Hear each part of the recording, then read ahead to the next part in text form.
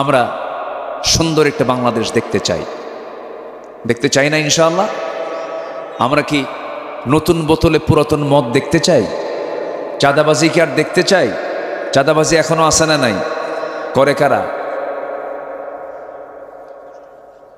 যারা করে তারা নির্দিষ্ট কোনো দলের লোক হতে পারে না, ঠিক কিনা? অবশ্যই তারা এই দেশের শত্রু। এই দেশে কোনো কিছুর অভাব নাই। দেশকে ভালোবাসে কারা? জাতির কাছে এখন অস্পষ্ট না সুস্পষ্ট। এই 16-17 বছরে তারা যদি দেশকে ভালোবাসতো, দুর্নীতি করেছে, তাও দেশের টাকা দেশেই রাখত। দেশের টাকা যারা বাইরে পাচার করে তাদের মধ্যে ন্যূনতম মিনিমাম দেশপ্রেমটা নাই। খচ্চরদের কোনো নেতৃত্বে বাংলার জমিন আমরা বাস্তবায়ন হতে দেব না কোনোদিন, ঠিক কিনা? শাহজালালের বাংলাদেশ এটা, শাহ মাকদুমের বাংলাদেশ, খানজাহানের বাংলাদেশ, শাহ সুলতানের বাংলাদেশ। এই বাংলাদেশে পশ্চিমারা ধ্বজাধরি নাস্তিক মুরতাদদের কোন নেতৃত্ব কর্তৃত্ব বাংলার জমিনে আর ফেরত আসবে না। আগামীর দেশ হবে কোরআনের বাংলাদেশ। আগামীর দেশ আমরা দেখতে চাই ইসলামের বাংলাদেশ। কেউ চালিয়েছে 16 বছর, কেউ চালিয়েছে 25 বছর, কেউ চালিয়েছে 9 বছর, কেয়ারটেকার গভর্নমেন্টে কয়েক বছর। সব দেখা শেষ। আমরা আগামীতে দেখতে চাই ওহির বাংলাদেশ, কোরআনের বাংলাদেশ। আগামীর সরকার দেখতে চাই আমরা নামাজের সরকার। রাজি আছেন কারা কারা? হাত উঁচু করে আবারও দেখান মুসলমান। 16 বছর যারা ক্ষমতার মসনদে ছিলেন তারা কি ক্ষমা করেছেন না প্রতিশোধ নিয়েছেন? এই যে ফলাফল, এখন ফলাফল পাচ্ছে না। ক্ষমার ফলাফল ছিল ইতিবাচক, আর প্রতিশোধের ফলাফল হলো নেতিবাচক। যার রেজাল্ট এখন পাচ্ছে, খুঁজে পাওয়া যাচ্ছে না কোথায়। সব ফেরেশতা হয়ে গেছে। কি হয়ে গেছে? সব ফেরেশতা, কেউ নাই। তারা যে ক্ষমতার মসনদে গত অগাস্টের আগে ছিল এটা মনেই হচ্ছে না। তারা যে ছিল, তাদের যে দাপট ছিল, এটার কোনো নামগন্ধ খুঁজে পাওয়া যাচ্ছে না। কেন? এটার মূল কারণ হলো প্রতিশোধ না ক্ষমা? কি করেছে তারা? বলেন বলেন বলেন। ক্ষমা করেছে না প্রতিশোধ নিয়েছে? প্রতিশোধ। তারা যদি 40-42 বছর পরে এসে 40-42 বছর আগের যদি হত্যার বিচার শুরু করতে চায়, শুরু করতে পারে, শেষ করতে পারে। তাজা প্রাণ চলে গেল অগাস্টে, জুলাইয়ে আমার সন্তানদের জীবন চলে গেল রাজপথে। প্রতিটি হত্যার বিচার বাংলার জমিনে হতে হবে। রাজি আছেন কারা কারা? হাত উঁচু করে দেখান মুসলমান।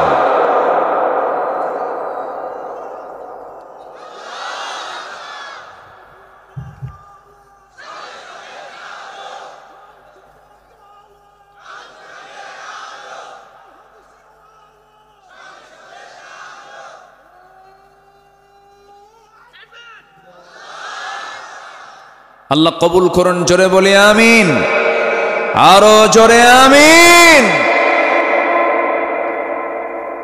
হত্যার বিচার নিয়ে কথা কোরআনে আছে না নাই?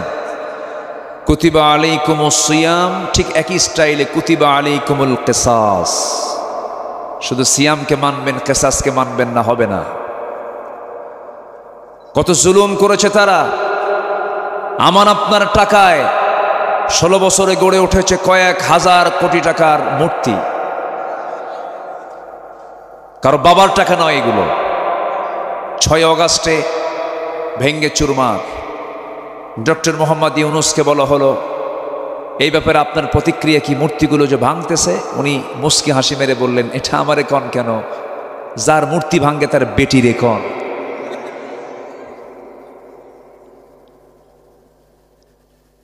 সম্মানিত বন্ধুগণ, আমার আপনার টাকার অপচয় করা হয়েছে।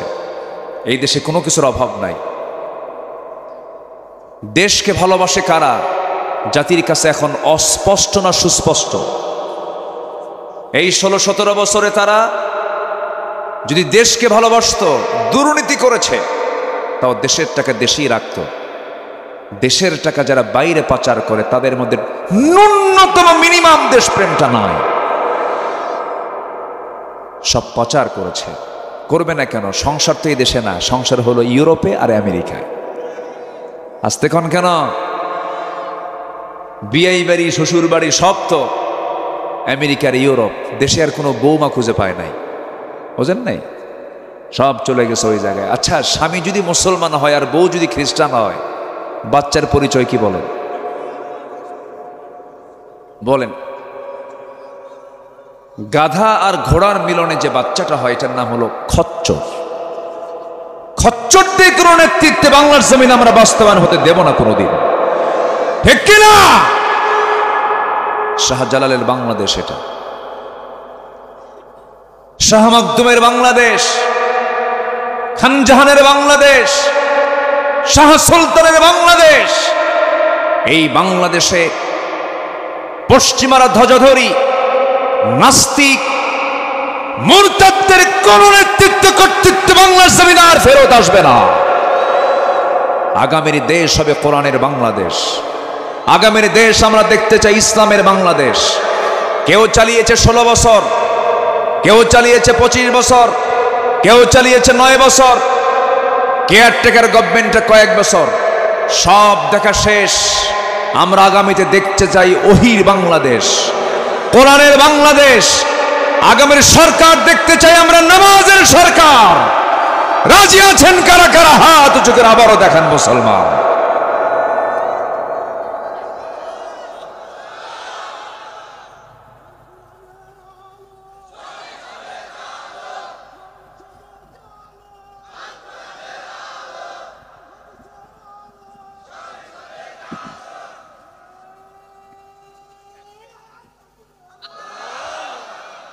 আল্লাহ কবুল করুন, জোরে বলে আমিন।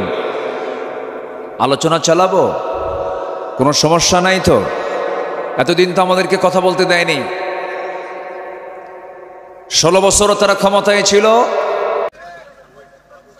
ও ছিল হলো মূল ফেরাউন, আর এটা হলো মিনি ওরফে লেডিস ফেরাউন। অনেক কিছুই করেছে, নরহত্যা করেছে, মানুষ হত্যা করেছে, গুম করেছে, খুন করেছে, আয়না ঘর বানিয়েছে, অনেক কিছু করেছে। সম্মানিত ভাইয়েরা, আমরা সুন্দর একটা বাংলাদেশ দেখতে চাই। দেখতে চাই না ইনশাআল্লাহ? আমরা কি নতুন বোতলে পুরাতন মদ দেখতে চাই? চাঁদাবাজি কি আর দেখতে চাই? চাঁদাবাজি এখনো আসে না নাই? করে কারা? যারা করে তারা নির্দিষ্ট কোনো দলের লোক হতে পারে না, ঠিক কিনা? অবশ্যই তারা এই দেশের শত্রু। সম্মানিত ভাইয়েরা, অনেক কথা আছে, আস্তে আস্তে করে বলবো। এতক্ষণের বক্তব্যে আমি যে মূল ইঙ্গিতটা দিতে যাচ্ছিলাম সেটা হলো, দুটো ক্রাইসিস আমাদের আছে। একটা হলো ভ্রাতৃত্ব নেই। ভ্রাতৃত্ব তৈরি করার দরকার আছে না নাই বলেন তো? আচ্ছা, কেমন ভ্রাতৃত্ব হবে? সূরা সফের শুরুতে আল্লাহ রাব্বুল আলামিন সুন্দর করে বলছেন।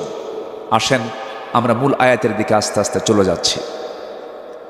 আল্লাহ রাব্বুল আলামিন বলেন, সাব্বাহা লিল্লাহি মা ফিস সামাওয়াতি ওয়া মা ফিল আরদি ওয়া হুয়াল আজিজুল হাকীম। ইয়া আইয়ুহাল্লাযীনা আমানু লিমা তাকুলুনা মা লা তাফআলুন কাবুরা মাকতান ইনদাল্লাহ আন তাকুলু মা লা তাফআলুন ইন্নাল্লাহা ইউহিব্বুল্লাযীনা ইউকাতিলুনা ফি সাবিলিহি সাফফান কাআন্নাহুম বুনয়ানুম মারসুস। জোরে বলুন আল্লাহু আকবার। এই পৃথিবীতে যত প্রাণীকুল আছে, আসমান জমিনের মধ্যে যা কিছু আছে, সমস্ত কিছু সব তাসবিহ প্রকাশ করছে, পবিত্রতা ঘোষণা করছে একমাত্র কার? আসতে বলবেন না কার? এই যে ছোট ছোট পোকা আমার চোখের সামনে দিয়ে ঘুরছে, ছোট্ট পোকা, মাছি, এই যে ছোট্ট ছোট্ট প্রাণীগুলো যে ঘোরাফেরা করছে, তারা যে ঘোরে, তাদের মুখে কার জিকির থাকে বলেন? আসতে বলবেন না, কার জিকির থাকে? প্রত্যেকটা প্রাণীকুল, প্রত্যেকটা সৃষ্টিকুল তাদের মুখের ভাষা হলো আল্লাহর জিকির।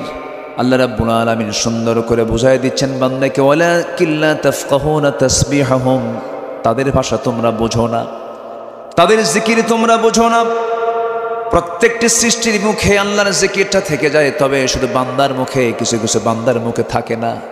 আল্লাহ রাব্বুল আলামিন সুন্দর করে বান্দাকে ডাক দিয়ে বলছেন, ফাগায়রা দীনিল্লাহি ইয়াবগুন وله أسلم من في السماوات والأرض طوعا وكرها। আসমান এবং জমিনের ভিতরে যত সৃষ্টি আছে সব আল্লাহর সামনে তারা আত্মসমর্পণ করছে, সারেন্ডার করছে। কিন্তু বান্দার মধ্যে কিছু সমস্যা আছে না নাই? বলেন, আসতে বলবেন না, আছে না নাই? ইন্নাল ইনসানা লাকাফুর, নিঃসন্দেহে মানুষ হলো অতিশয় অকৃতজ্ঞ। মানুষের মুখে কোন আল্লাহর জিকির থাকে না। কিছু কিছু বান্দা আছে আল্লাহর নাম নিতেও লজ্জা করে। আছে না নাই? আছে না নাই? আছে না নাই? আছে। আল্লাহর বিরুদ্ধে কথা বলে। আমার দেশে বহু মুসলমান আছে, মুসলমান 5 ওয়াক্ত নামাজও পড়ে, কিন্তু এই জমিন আল্লাহর দিন কায়েম হওয়া দরকার এটাকে মানতে চায় না। আছে কিনা বলেন তো? আছে কিনা? আছে কিনা? এই রোগ কি কম লোকের না বেশি লোকের? মুসলমান নামাজও পড়ে, রোজাও রাখে, কিন্তু আল্লাহর জমিন আল্লাহর দিন কায়েম হোক এটা চায় না। এই রোগ কি কম লোকের না বেশি লোকের? এই পৃথিবীর সকল প্রাণীগুলো জিকির করে কার? আসতে বলবেন, জিকির করে কার? কোনো সন্দেহ আছে নাকি? সকল প্রাণী আল্লাহর জিকির করছে, কোনো সন্দেহ নাই। আল্লাহু আকবার। আমার আপনার মিস হতে পারে, কিন্তু অন্য কোনো প্রাণীর জিকির করতে কোনো মিস নেই। সকল প্রাণী আল্লাহর জিকির করে। যেখানেই যান না কেন সকল মাখলুকের মুখ থেকে বের হয়ে যায় লা ইলাহা ইল্লাল্লাহ, লা ইলাহা ইল্লাল্লাহ, সুবহানাল্লাহ ওয়ালহামদুলিল্লাহ, লা ইলাহা, আরো জোরে লা ইলাহা,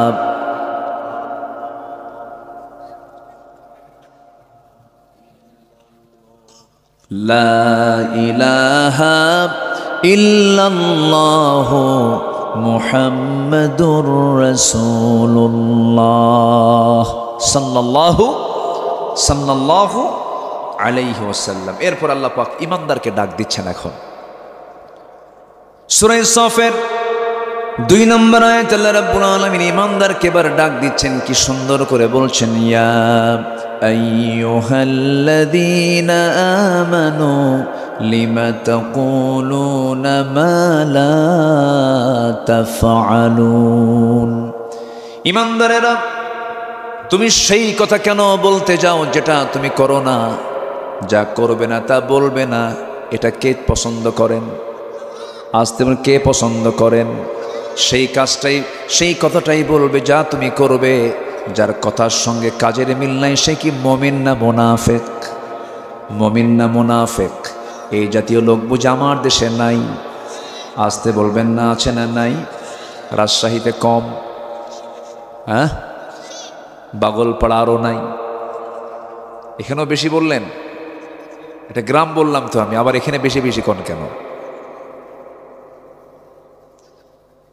আল্লাহ রাব্বুল আলামিন বলছেন, তুমি কেন সেই কথা বলতে যাও যেই কথার বাস্তবায়ন তোমার মধ্যে নাই? তুমি সেটাই বলবে যা তুমি করবে। যেটা করবে না তা তুমি বলবে না। আল্লাহ পাক কাজ এবং কথা কি 2 রকম চান না 1 রকম চান? বলেন বলেন বলেন বলেন, 1 রকম চান। ইমানদারদের বৈশিষ্ট্য তেমনটা হওয়ার কথা, কারণ ইমানদার কখনো ওয়াদাকে ভঙ্গ করবে না। ওয়াল্লাযীনা হুম লিআমানাতিহিম ওয়া আহদিহিম রাউন ওয়াল্লাযীনা হুম আলা সালাওয়াতিহিম ইউহাফিযুন উলাইকা হুমুল ওয়ারিসুন الذين يرثون الفردوس هم ফিহা খালিদুন। জোরে বলুন আল্লাহু আকবার। ঈমানদার তো তারাই যারা তাদের আমানত ঠিক রাখবে, যারা তার ওয়াদা ঠিক রাখবে, এবং তারা করবে কি, নামাজের ব্যাপারে যত্নশীল হবে। এই সমস্ত বান্দাগুলোকে মহান রব্বুল আলামিন ওয়াদা করে বলছেন, এই সমস্ত বান্দাগুলো জান্নাতুল ফিরদাউসের ওয়ারিস হয়ে যাবে। ওয়াদা ঠিক রাখবে, আমানত ঠিক রাখবে। রাষ্ট্র ক্ষমতা একটা আমানত। রাষ্ট্র ক্ষমতা একটা কি বলেন তো? আমানত। রাষ্ট্র ক্ষমতা বড় একটা আমানত। যিনি রাষ্ট্রপতি হবেন তার মধ্যে পরপেরেশানি বেশি থাকবে। ইমামতি যিনি করবেন তার দায়িত্ব কম হয় না, বেশি হয়। বেশি হয়ে যায়। আপনি একা মুসল্লি নামাজ পড়ছেন, আপনার যদি কোনো ভুল হয় আপনার দায়টা আপনি দেখবেন, কিন্তু ইমাম যদি নামাজে দাঁড়ায়া যদি কোনো ভুল করে ফেলে সকল মুসল্লির দায় তার কাঁধে চলে আসবে। আমার বন্ধুগণ, রাষ্ট্রপতির সম্মান যেমন আল্লাহ পাক বেশি দিয়েছেন, আবার রাষ্ট্রপতি যদি কোনো ভুল করে ফেলে তারও শাস্তির পরিমাণও কম না বেশি। একজন খলিফার কথা মনে পড়ে গেল, সাইয়েদনা ওমর ফারুকের নাম সবাই শুনেছেন। ইসলাম গ্রহণের পূর্বে তিনি একজন একরোখা মানুষ ছিলেন। রাসূলকে মারার জন্য কেউ সাহস পায় না। বলা হলো কে মারবে? সাইয়েদনা ওমর ফারুক একাই দাঁড়ায় গেলেন, তরবারি নিয়ে দাঁড়ায় বলছেন, ও আবু জেহেল, শুধু আমাকে অনুমতি দিয়ে দাও, মুহাম্মদের কাল্লা তোমার সামনে হাজির করে ফেলবো। রাসূলকে মারার জন্য যে লোকটা সিদ্ধান্ত নিয়ে নেয় সে লোকটা কেমন হতে পারে? কিন্তু রাসূলকে মারতে গিয়েই একটা জায়গায় দুর্বল হয়ে গেলেন, একটা জায়গায় তিনি পরাজয় হলেন। সে একটা জায়গায় কি বলেন? বলেন বলেন বলেন বলেন বলেন। একটা জায়গায় কোরআনের কাছে কি তিনি হেরে গেলেন। রাসূলকে মারতে বের হয়েছেন, রাসূলকে দুনিয়া থেকে বিদায় করে দেবেন এমন সিদ্ধান্ত নিয়ে ঘর থেকে বের হলেন, কিন্তু পারলেন না। মাঝপথে এক সাহাবী বললেন, ওমর তুমি কোথায় যাচ্ছ? রাসূলকে মারার জন্য যাই। তুমি কি জানো তোমার বোন ভগ্নিপতি কালিমা পড়ে মুসলমান হয়ে গেছে? লাইনটা অন্যদিকে নিয়ে চলে গেলেন। বোনকে মারতে মারতে রক্তাক্ত করে জমিনে ফেলে দেওয়ার পর বোন এবার বলে, ভাই তোমার দেহে যার রক্ত আমার দেহে সেই পিতারই রক্ত। আজকে তুমি আমাকে মারতে মারতে যদি দুনিয়া থেকে বিদায়ও করে দাও, ইমানের যে স্বাদ পেয়েছি ইমান থেকে এক চুল পরিমাণ তোমার বোন ফাতিমা দূরে যাবে না।